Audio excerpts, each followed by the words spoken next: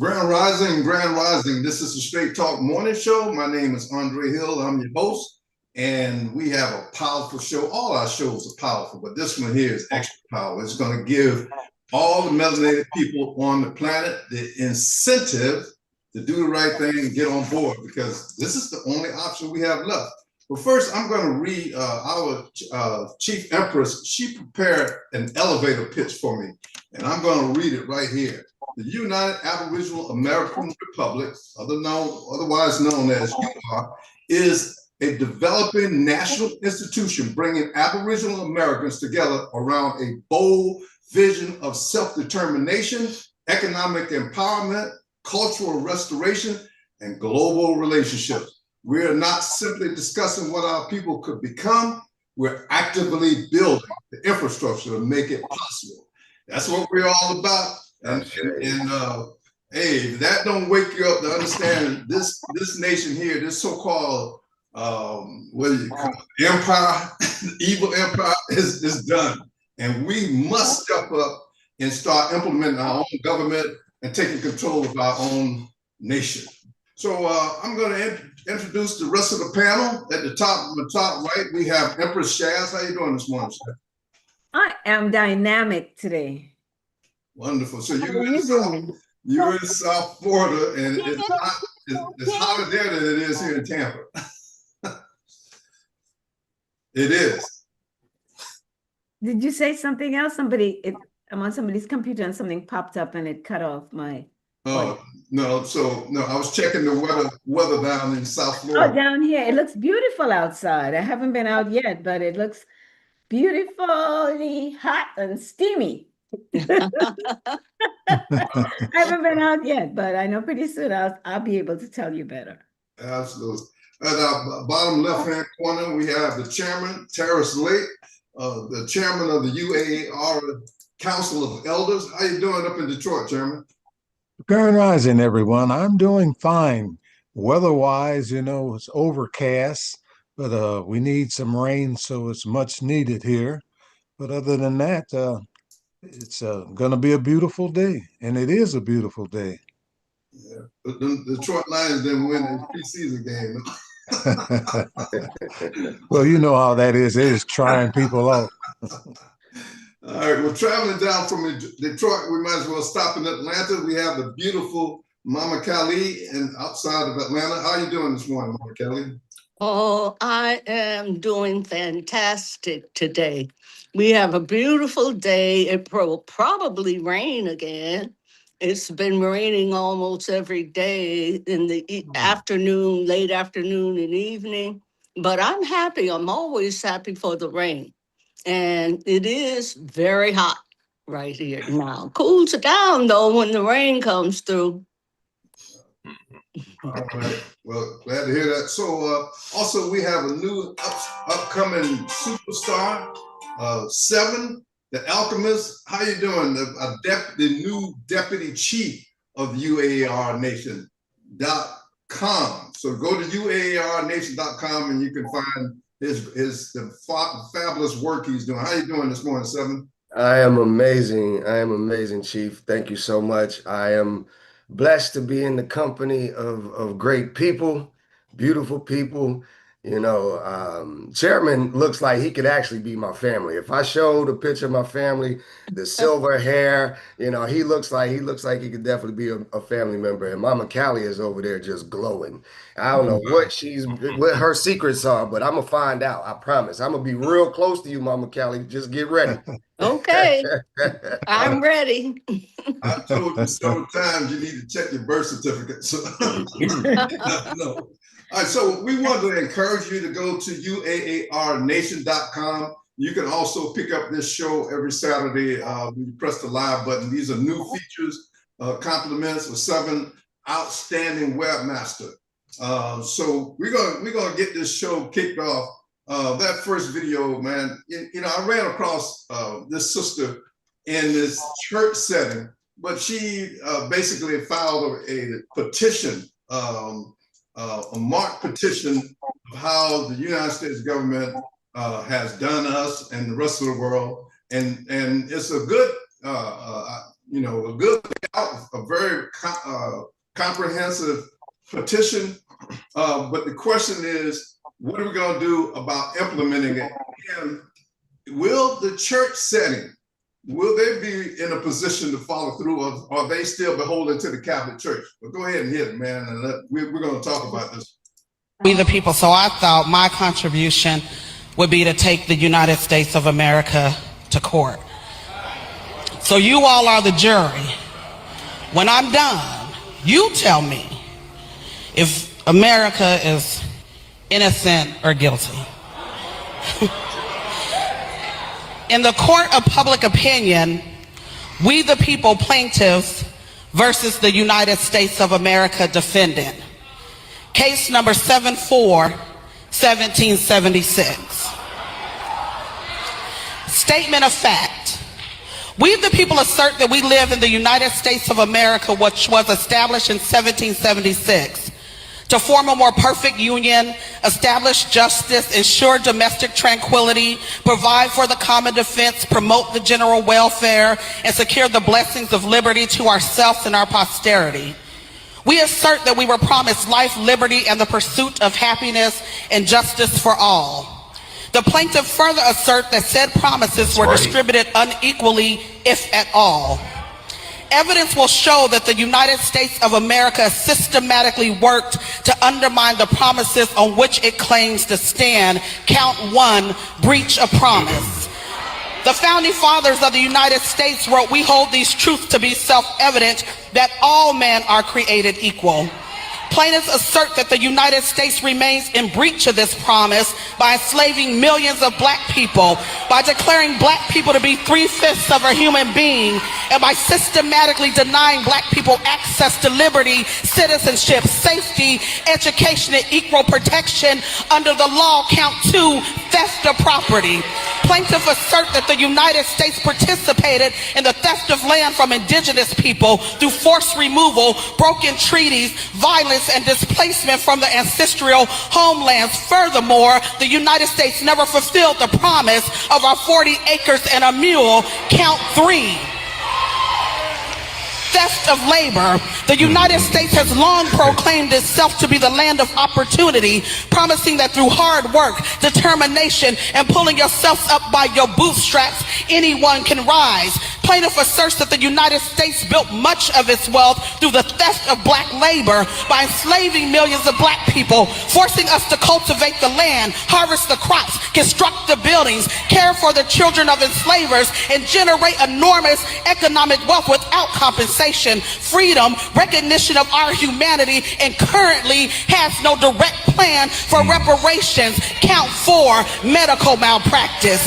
Plaintiff asserts that the United States has repeatedly used the bodies of men, women, and children for medical experimentation, exploitation, and abuse without consent.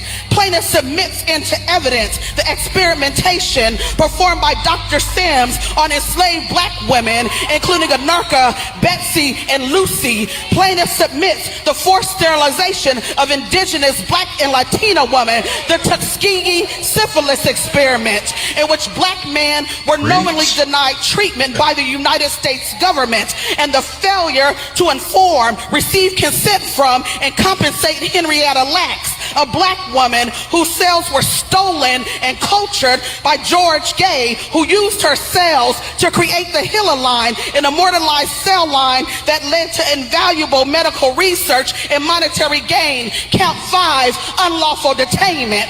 Plaintiff asserts that the United States unlawfully detained millions of black people during enslavement. Also, while the United States of America publicly celebrates emancipation, it simultaneously preserved a constitutional pathway for the continuation of enslavement. Plaintiff submits into evidence the 13th Amendment of the Constitution, which states neither slavery nor involuntary servitude except, as punishment for a crime whereof the party should have been duly convicted shall exist within the United States. Plaintiff further asserts that the exception clause contained within the 13th Amendment enables the United States to perpetuate the system of forced labor and mass incarceration, resulting in the imprisonment of approximately 2 million people. Count 6, erasure of history.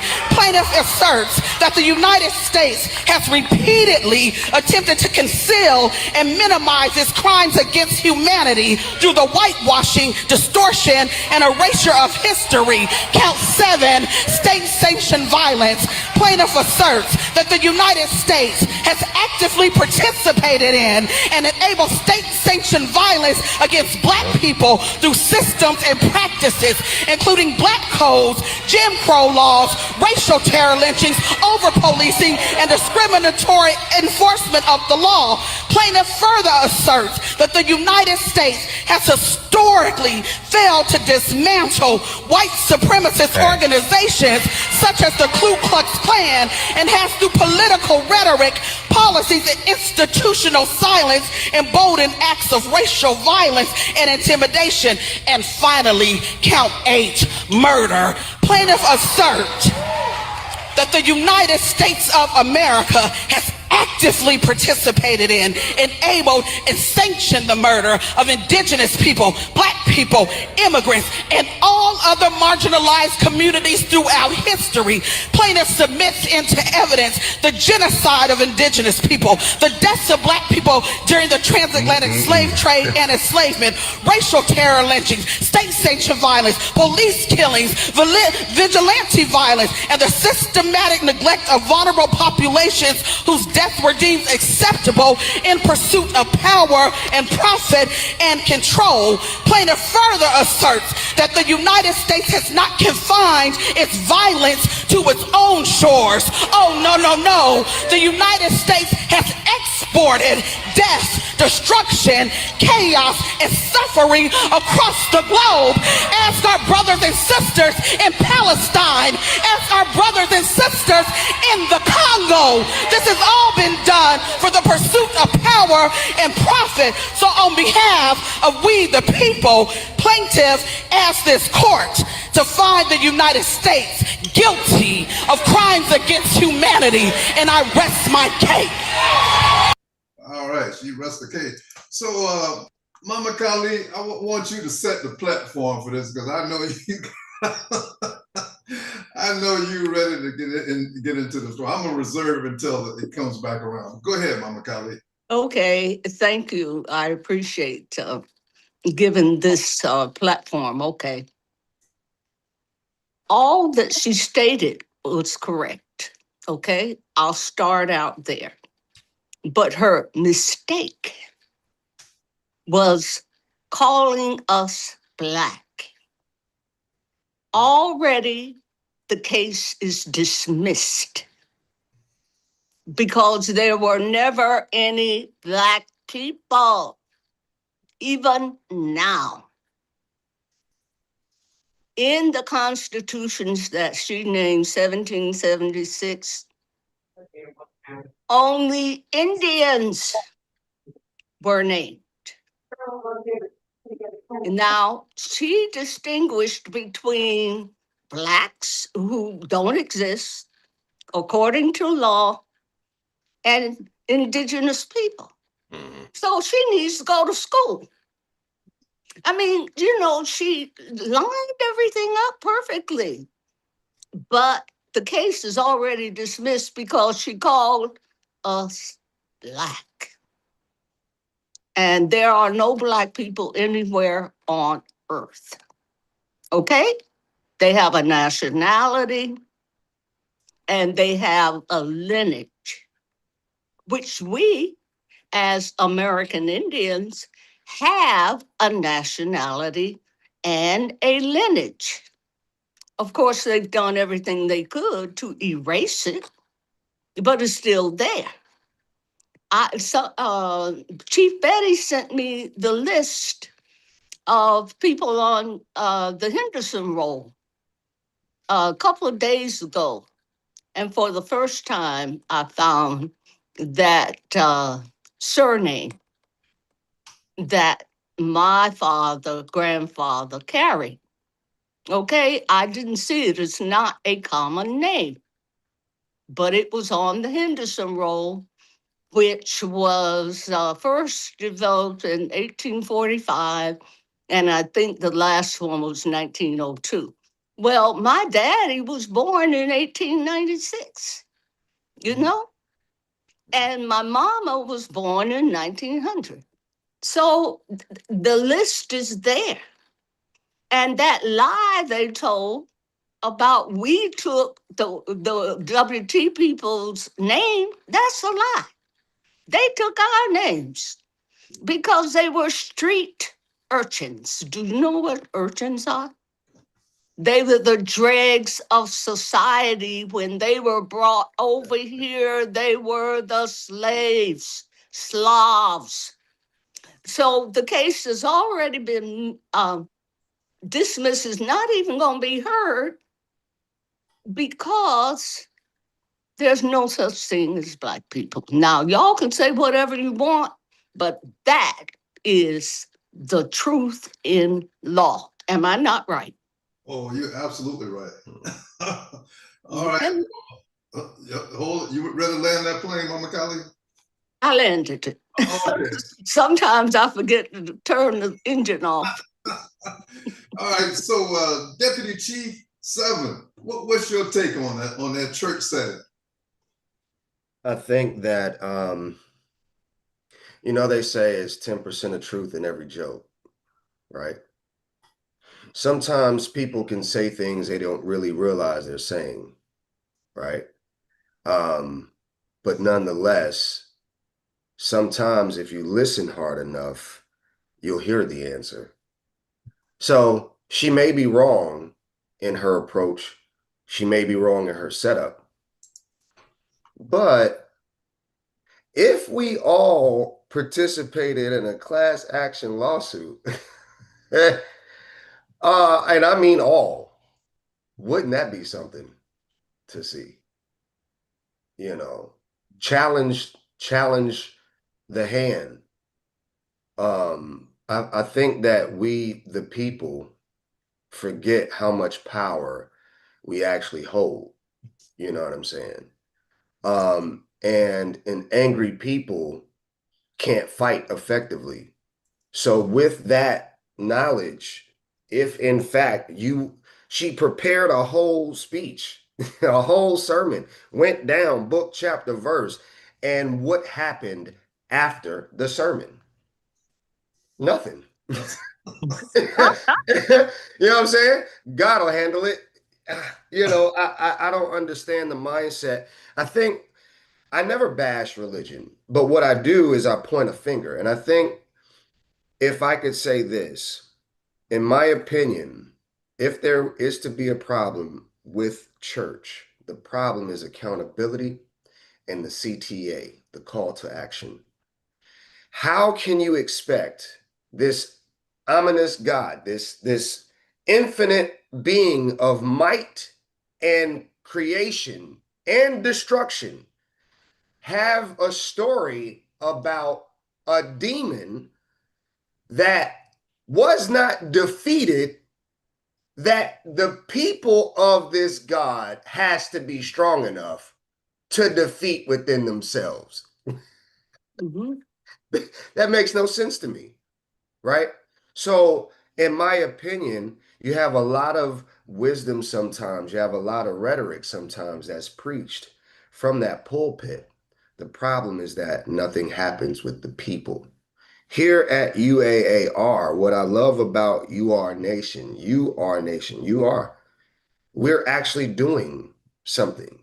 We're not just saying, hey, they wronged us. Hey, they stole our land. No, we've got answers for these things, you know, and we invite you to participate with us. And I land the plane. The plane is landed. All right. So, Grand Empress Shaz, you have an international perspective of what went down in that particular church setting. What are your thoughts? Internationally speaking, let us first address what Mama Callie said about her first mistake is identifying us as Black people, because there are no Black people on the planet. No white people either. Okay. My son educated me on this like some years ago. Like, I'm like, okay, so why these people from these countries like say, I'm not Black, I'm Dominican. I'm not Black, I'm Puerto Rican. I'm not Black. Everybody got the I'm not Black. And then he says, yeah, because they're not. He says they're not. Up until the 1600s, they didn't have no Black people or white people. So they created that scenario. And as Mama Callie said, it's all about nationality. Like I remember a few years ago, Raven Simone was on a talk show and she said, I am not Black. I am Native American. And every Black person in America got pissed off with her. And so I said, well, no, she's not. She's not. Why does she can identify how she wants to? And she's not. I said she's making a statement that she's native to this land. Okay. Like they get upset when African people says, well, we're not Black, we're African. So it's not that they don't like you. It's like, okay, well, you're the Black people. They think, well, you went over there slaves and became Black, or you went over there slaves and became Negro. We're still here being Africans. So the language has to change. And it's like that all over the world. In Trinidad, you will have different labels for people. It's changing now. It's changed. Where they were, they called us the Black people. Instead of calling us the N-word, they then say, oh, we were Creoles. What it means Creole. I'm saying they say, oh, the Creole people, right? And that is the melanin deficient people referring to us as Creoles, and still do it today. Okay, and like I know in my family background, we have people who are indigenous to the land. We have Caribs and Arawak blood in our family. They were there before. The thief, what's his name? The bandit, the pirate, what's Columbus? Christopher, right? The rapist, that one. Before he showed up, my family was already there. Okay, as Caribs and Arawaks, Amerindians in that land. So I remember it. I don't know if I ever said the story in here before, but I'm gonna give it. When I was 14, they called my parents into school. For the first and only time my parents ever got called into school, I was in high school. I went to a girls' college from the age of 12. And growing up, even my primary school was a very prestigious prep school. So the curriculum was incredible. We were learning about European history, world history, but we didn't learn about Caribbean history then. And we definitely never learned about American history. I learned that when I came here. In high school, they're teaching us the European history about the Anglo-Saxons and the Vikings and the whoever else. And the story is fascinating. I'm like, oh, this is who did this. Ivan the Terrible, Alexander the Great, and all of this is fascinating. Then at 14, they start teaching us about Christopher Columbus coming to Trinidad and coming to the West Indies, discovering the West Indies, right? And I'm like, that sounds too incredulous. So they just came here and to the islands, and people were here before, and they just came and run stuff. Like it didn't make sense to me at 14. So I failed. And then my history teacher asked me, what happened? Why did you fail history? Because they know I like to read, right? And I said the story was too incredulous. And she says, what you mean? I said, I can't imagine Christopher Columbus coming to, and I was just talking about Trinidad and Tobago, coming to Trinidad and Tobago where people were already existing and saying that he discovered Trinidad and Tobago. And she says, you need to go to the principal's office. So I said the same thing because she's like, well, young lady, what are you here for? I said, well, I find the Christopher Columbus story to be incredulous. I said, if they had natives living on this land, I'm sure they fought. They must have had spears and they must have had, other weapons that they made that they would have been fighting them off. And then she said, you're very insolent. She said, I'm gonna call your parents. And she did. So now my mother had to leave her business. My dad is in the military. He had to take a day off to come to school. And this woman said to me then, she says, It's what do you intend to do when you leave school? I said, have my own business. And she's like, what is that? May I ask? I says, I don't care if it's a snow cone cart. Once at the end of the day, it's my business. I said, because I know I'm allergic to employment. I'm 14. And she said, you know what? It's a very technological world. She was very British trained, very colonized, and her father was a knight. Okay. And they were African people, right? She says, it's a very technological world out there for which you're not prepared. You're going to be a failure in society. She just transitioned last month. And I'm glad she was still alive to see that I'm probably the most technologically advanced person from my year in my school. Okay. But the point I'm getting to is that we need to get to a place where those Caucasoids will denounce white supremacy because the pattern is the same everywhere on this planet. I have traveled to 5 continents. I have visited hundreds of cities and how many other towns and villages, and I see the pattern is the same. It's like a blueprint everywhere. So they need to denounce white supremacy, which is the source and root of every problem that we have as humans. And we need to replace injustice with justice. And I land. All right. Oh, hey, Chairman, do you think this was a church setting that was to generate ties, or what do you think about this woman? Well, as far as the sister was preaching, she did a fantastic job. She explained the whole history of the Constitution, all the promises that was made for us. And the problem is, like Brother Seven said, we need to come together as a whole and sue the United States because, they're not giving us what they promise. They give it to every other nationality and group, but for us, we don't get it. But if we come together, we can partition and get this because there are, believe it or not, a lot of white folks that would back us up because they know right from wrong, especially in today's society. You have access to historical records, that will blow most people's minds that they really never thought about. But our problem is we need to come together. And when we come together, we'll get all these gifts that were supposed to have been given to us. And it's necessary, and there's more than enough room in the States to get that 40 acres and a mule. You'd be surprised if you haven't traveled around the United States. Go from east to west, and you just be blown away with the amount of land that you see versus cities that you see. So our problem is we have to come together, and we can conquer what we will, like Brother Malcolm X said. And I'll land that plane. All right, Chairman.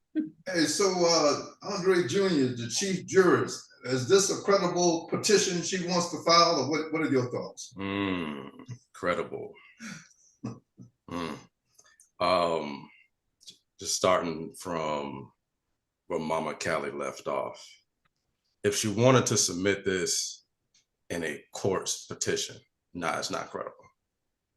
Nah, it's got several holes in it. But let me say this, just like everybody else said, she laid out statements of facts and evidence very well. But I would classify them all as subjects under what she needs to present, which is the concept of denationalization. That's technically the real crime that's been committed against us as people.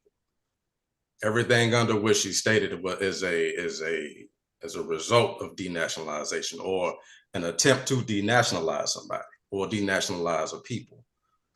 Wanting to take it to U.S. Supreme Court, you want to sue a people, or you want to sue a government, you want to sue an entity against their own personal interest. In most cases, they're gonna fight you tooth and nail on that. and Empress Shaz, mentioned another concept, white supremacy. And we use that term a lot. I personally don't like it. Nothing against, everybody who's using it. I don't like it. I don't like putting the term white and supremacy in the same sentence. It don't sit well with me. Now, this is a little more tongueful to say, but white parasitism is the proper term. White parasitism. I know that's harder to say, but, as a people, because it has a psychological effect on you as well.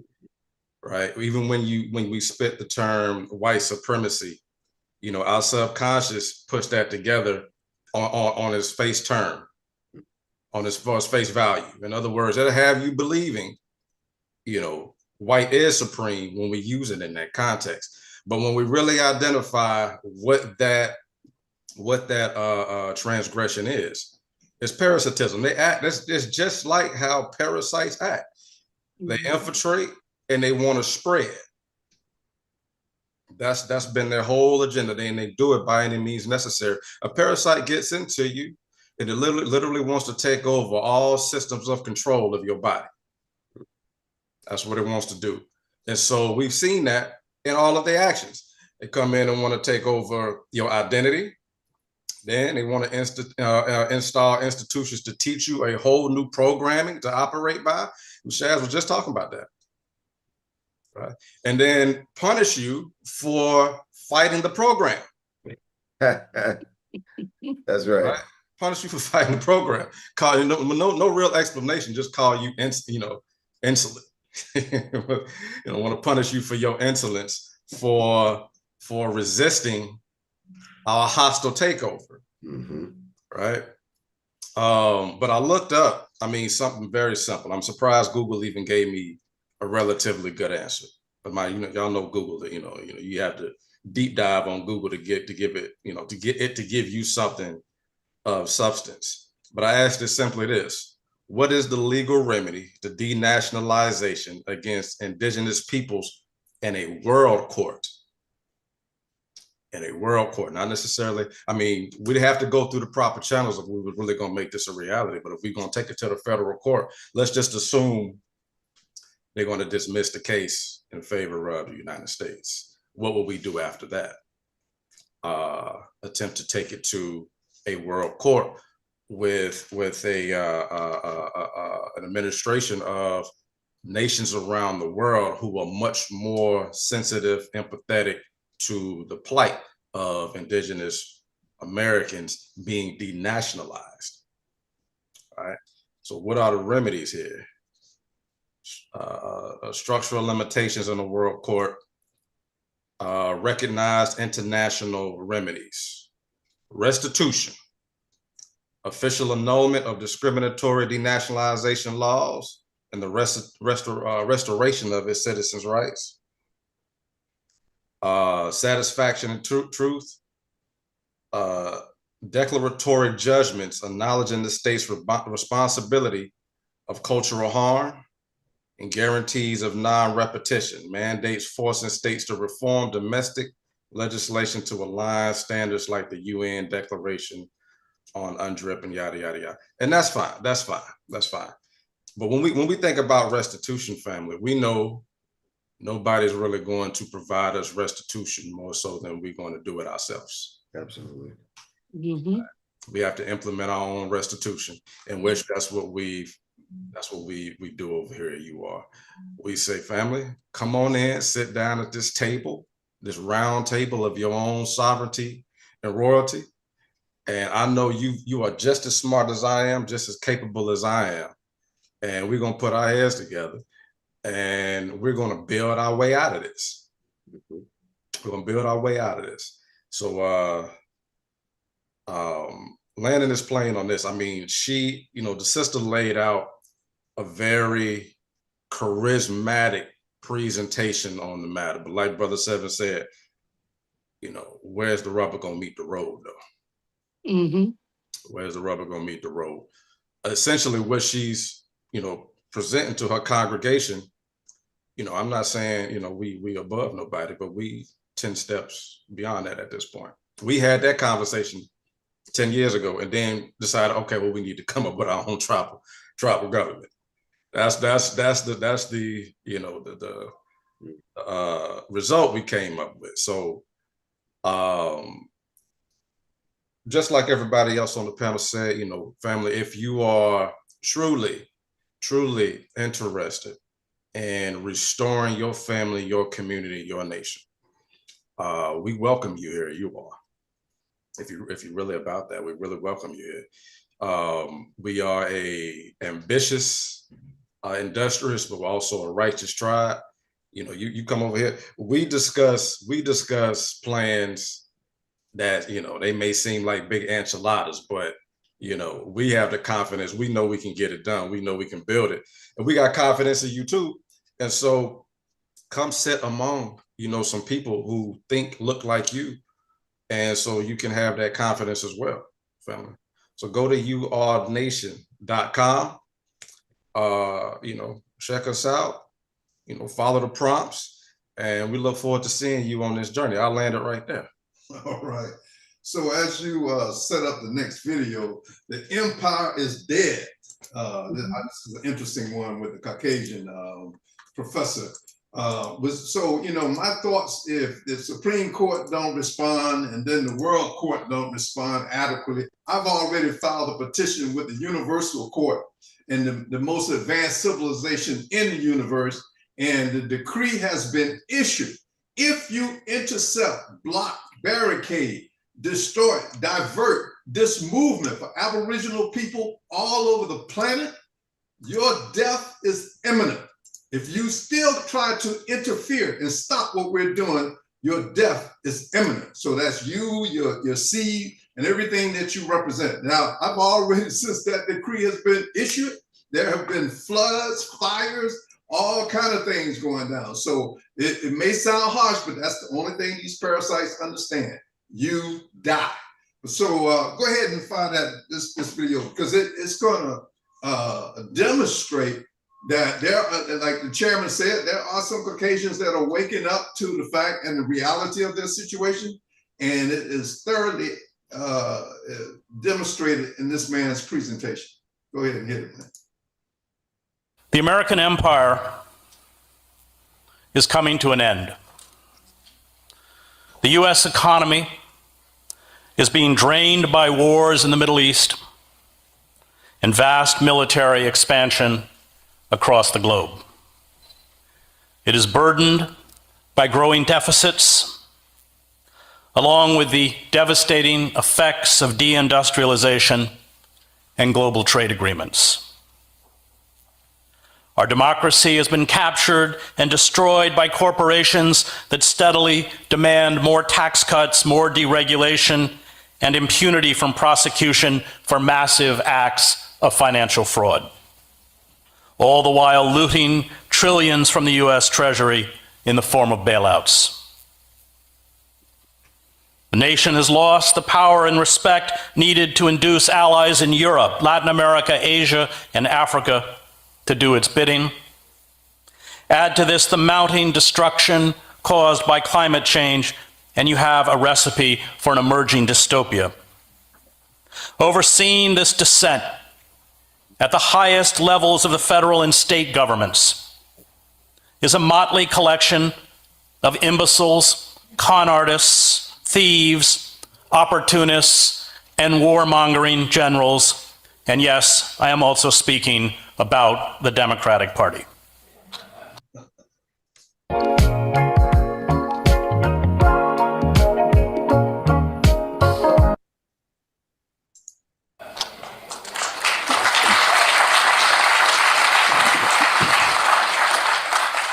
The empire will limp along, steadily losing influence until the dollar is dropped as the world's reserve currency, plunging the United States into a crippling depression and instantly forcing a massive contraction of our military machine.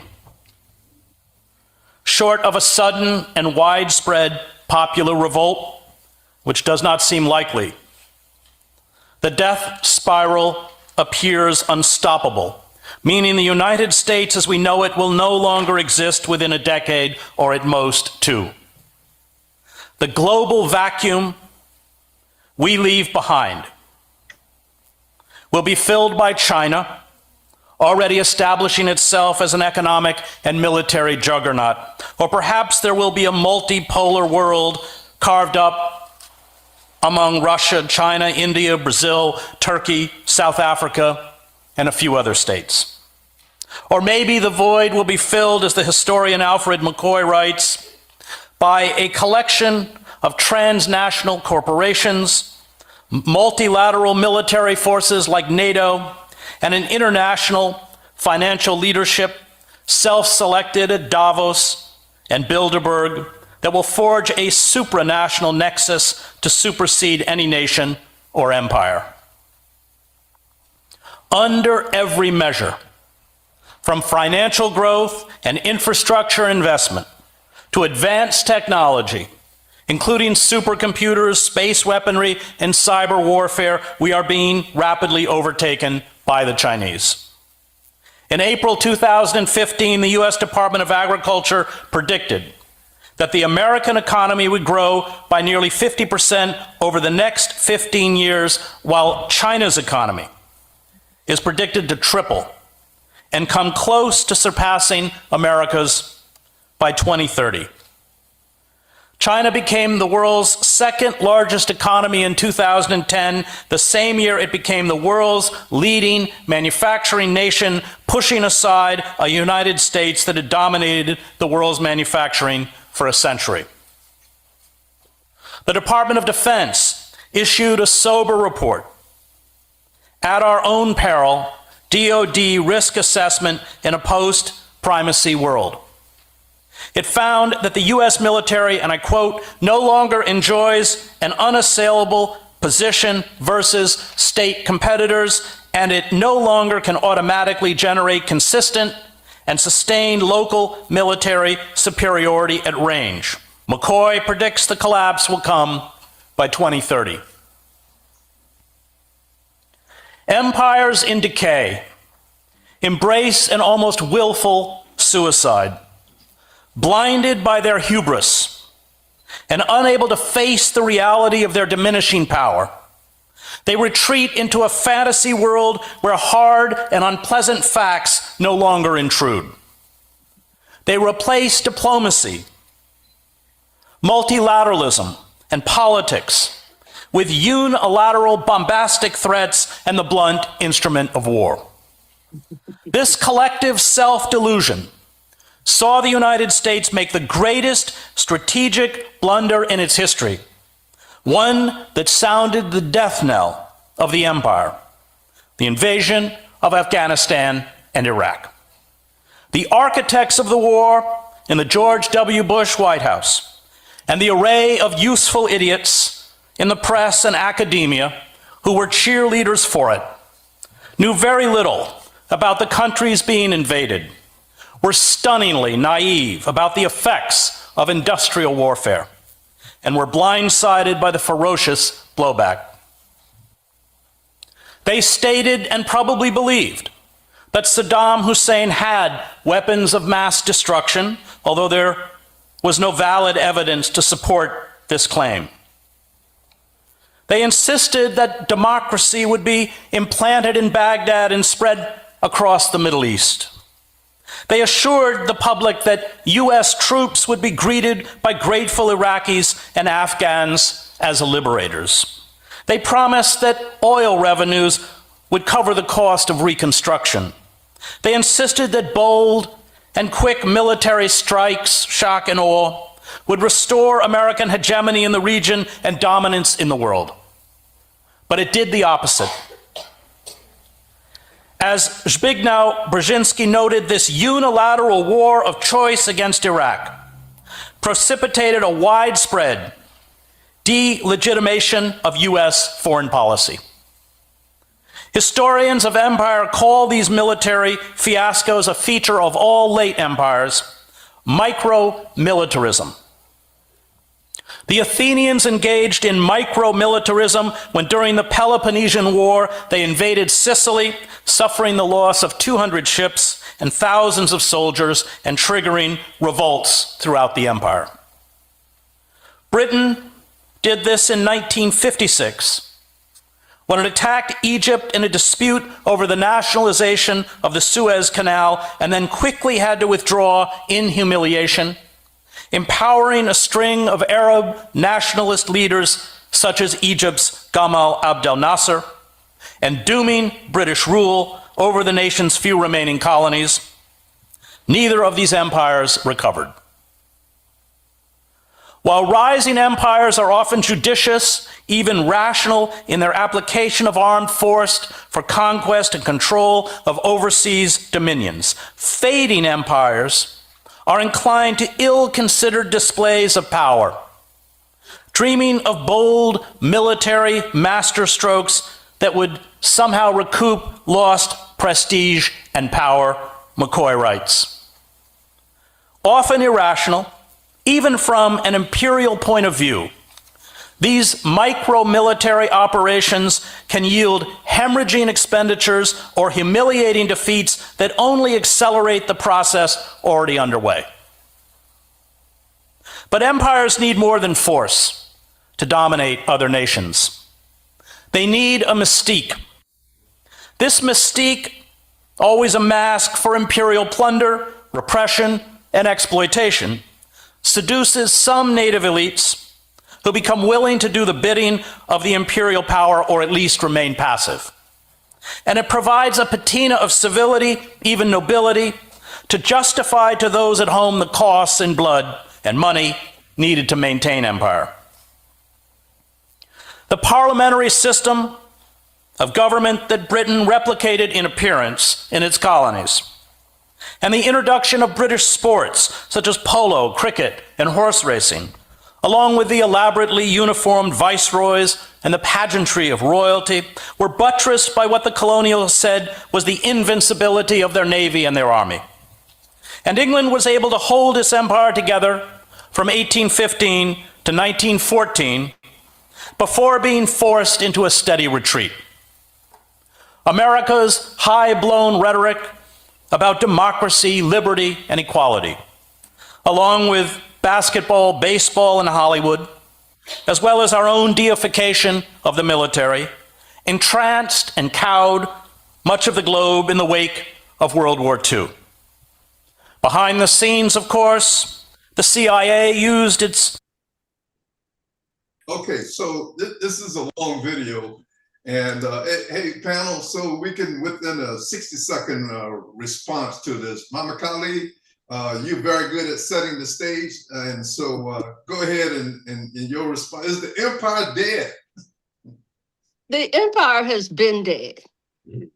It's just that they have a way of convincing those who don't know history and actually don't know who they are, and those who are, should I say, miseducated. They have a way of making people think that they still have power. And that's still happening. Because even here, our group, we have the idea that they still have power. They have no power. We have to get it. They have no power. And we have to actually come together without even considering them. You see, they're parasites, as Junior said. They're parasites. If they don't have a host, they die. Absolutely. Okay? We are still serving as their host because of miseducation and disinformation. We still believe them. So many of us still believe them, will not let go of those strings that attach them, or the parasitic, attachment that we have to them. We don't need them. They need us. And when we allow ourselves to become free from their disinformation, miseducation, and outright lawlessness, we can free our minds and our hearts. You see, because we even have strings attached from our hearts, because we're good people. And they count on that. They count on us, our humanity, to save them. We got to let that go. Just leave them. I don't believe, and I know, that we can't work alongside them. They got to go. We cannot work alongside them because there is no humanity in them. And I think I have repeated this many times, and I'll repeat it again. Like Muhammad Ali said, okay, there are 10,000 snakes. I'm just paraphrasing. 10,000 snakes coming, and I see that there's maybe 100 of them that, they are right. You don't open the gate to let that 100 in because the 10,000 gonna come in.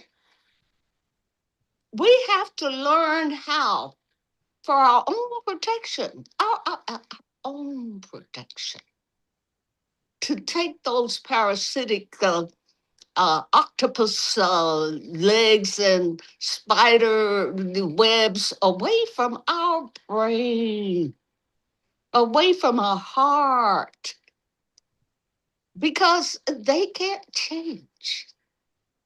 If we believe they can change, then everybody who think these folks can change, then they need to go with them. And I don't know where they're gonna go, because they sure don't want to leave here. They don't want to get away from here. And you have to remember, we're not just Turtle Island.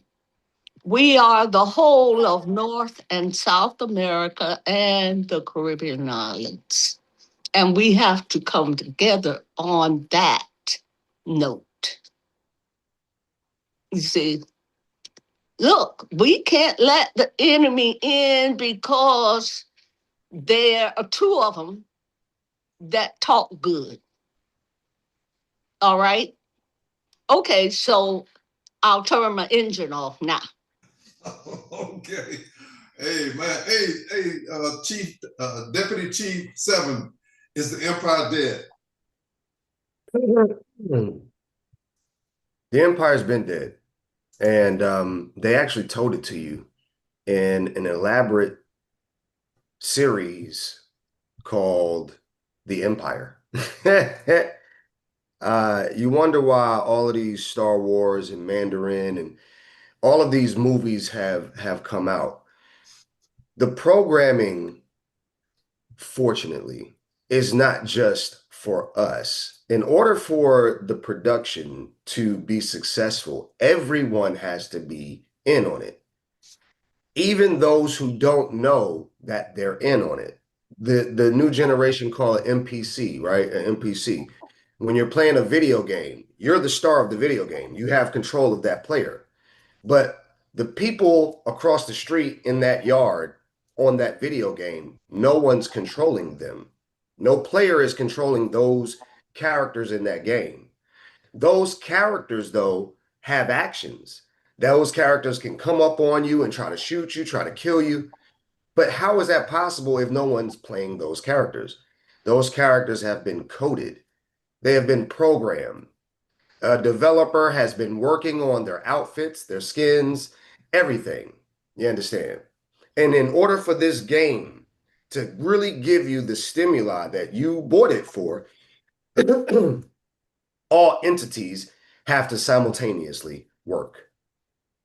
The point, those who have the softer heart those who know the truth, they feel as though they have a voice, right? And they find themselves attaching to us, right? I'll go to a bar and a white gentleman to sit down or a Caucasian to sit down next to me, and immediately he wants to tell me how cultured he is. Hey, I went to this black event the other day and this, that, and the other, and I didn't ask you that. And if I wasn't, native, then we wouldn't have even been having this conversation.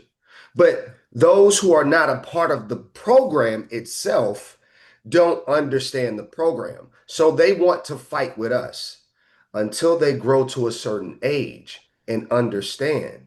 Even though I may want to help these people, this program is designed to take care of me and my children. So, as much as I may love this dark fellow, as much as I may love this dark woman, in order for my children to be okay, I'm still going to have to be across the street. And so until we understand that we have been tribal from birth, we have been tribal since the beginning. There's nothing wrong with being tribal. Why can't we build our tribes? And if we decide to have friends across the pond, that's a whole separate thing. That's a whole nother thing. Why? Because our empire has now been birthed. And why wouldn't it be important for us in our empire to exist? They told you that the last shall be first and the first shall be last. And the whole narrative of this supremacy, like the chief jurist was saying, the only superior thing in your life is what you give superior to. You understand? So if at some point we can reverse engineer the thought process that we are in fact superior, we don't have to compete with superiority. We just be. And in being, we free those who understand. And for those who don't, we live them out the gates as the empire grows. And I rest the plane. Hey, well, supernatural. Hey, Grand Empress Shaz. So once again, you have diplomats, ambassadors that's joining UAAR. What are you preparing them that the empire is dead? Yes, listen, I've been saying it for years. The empire's been dead. We're just waiting for Babylon to fall. It's a skeleton, and Babylon must fall. That's our cry for liberty. It has to happen. That unity and the liberation amounts us is what's gonna eventually crumble that system. Because right now we're just seeing a facade. One thing we know that these people are great at is marketing. They're like the best marketers in the whole world. They show you all the best things and why you should want to be here, why you should want to come here if you're someplace else. But come here, then we're going to kick you out. They want you to come here, but then they go and invade your land. And people don't realize what's going on. Come on over here. Come here. This is the land of peaches and cream, milk and honey. So while we over here being distracted, they're over there stealing all our shit. That's the plan.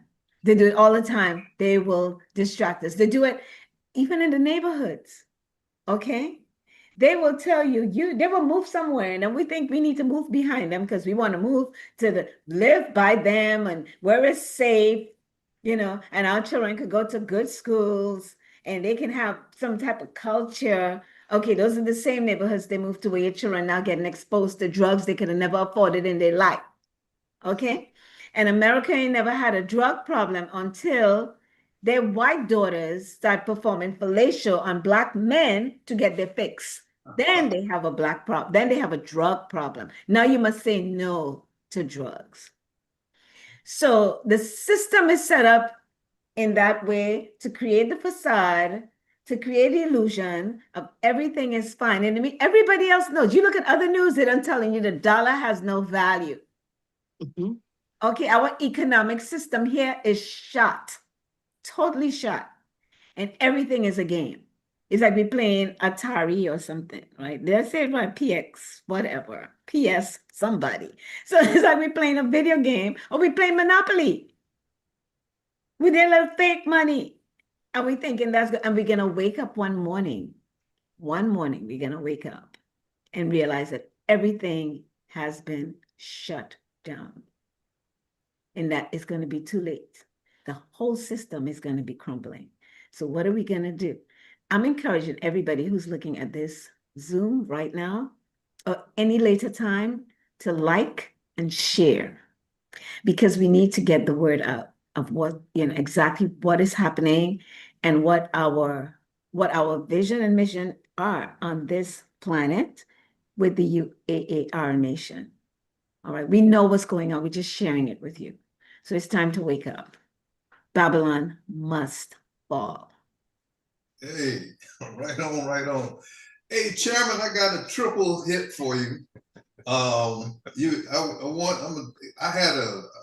ran across a video of an orb, so I want to talk about that. I want you to expand on it, and also is Babylon has fallen, and your final statement. We're running it to the top of the hour, and then we're going to pass it on to Junior. He can close it out with his final statement and all that. But Chairman, I told you about it back in February of 1990. I had an unusual encounter with a very bright light that totally encompassed my whole being. But I was watching this video just last night of a Ring camera picking up an orb. And the intensity of the light on this, I said, is this AI? No, I don't believe AI can generate that much intensity. The brightness of this, the orb came up to this house, then went over through there. You could see the reflection of the light hitting the ground and the buildings. I said, man, if that's AI, it's got to be the most complex program. But I now believe that was the intensity of the light that I experienced. So, Chairman, if you can talk about that and what's going on with the advanced civilization that I'm telling you, I filed a petition. Anybody messing with us, you're done. And also your thoughts. Do you think the empire is dead? And your closing thoughts. I know that's a lot, but go ahead. Well, first I'll talk about the empire. The empire, in my opinion, isn't dead. Anything that's dead doesn't have life. It doesn't have movement. There's still movement. We're still being programmed. We're still being educated and controlled. When we get to the point where we can take over the educational system and bring the real truth out, then the empire will die. It will just be put away, destroyed. Okay? So that's my opinion on the empire. And they still have the bomb, the nuke. And hopefully it'll never be used. As long as we get Trump out of there, we're pretty safe. Okay. But with the orb, now I've seen an orb. My friends over in Germany gave me a video, and there was an orb in this city, and it was huge. And when I asked them, was it an orb, they got quiet. They wouldn't say anything. They wouldn't acknowledge it, but yet they were exposing me to something that they're not exposing to everyone, because I'm a friend, a close friend. I've been over there 3 times. And these Ring cameras that we got, they're great because they do captivate a lot of strange things. And the longer we, increase our technology, the more we're going to see this technology and these orbs and these spaceships and the things that are cloaked, and it's good for us because we need to know. Because if you don't know, there's nothing you can do about it. But when you do know, there's something you can do about it. Okay? Now, that's 2 things that I hit on. And like Empress Shaz, we need to share and like, because we are educating people historically of what's happening today on this planet, and it's very important because I'm learning so much from the panel. You know, no one will never know it all, but you can learn enough to set yourself free. And that's very important. And I'll land this plane. All right. Well, hey, Junior, it's on you to your final thoughts, landing the plane and closing us out for next week. All right, all right. So you ain't gonna ask me what's my, you ask me the question. All of that. The empire. Same as chairman. Same triple hit question. Yeah. All right, is the empire dead? I'll start with that one as well. And I'm in agreement with everybody on the panel's various answers to the question. And I think I have a proposal to make to us as a panel, and then us as a nation, and also even let's say Caucasian people who were programmed to believe in the empire. First, I'm gonna start with this. I'm gonna pull a number from one of my homeboys. He's a public speaker, and he always has a quote to throw out there somewhere. I don't know who wrote this quote, I forget, but it goes something like this: there are no nations, there's no money, and there's no gods, lowercase plural, except in our collective imagination. So when we think about this empire, there's only lifelines left is anybody left believing in it. Anybody left believing in it. The video we watched a minute ago, Caucasian guy speaking, you know, he spoke about the empire falling and there being a void left. Right here in the States, in the whole of Americas, all the Americas, but specifically in the States, since the United States has had that military industrial complex that has been the major proponent of its parasitism around the world. It's always been its military.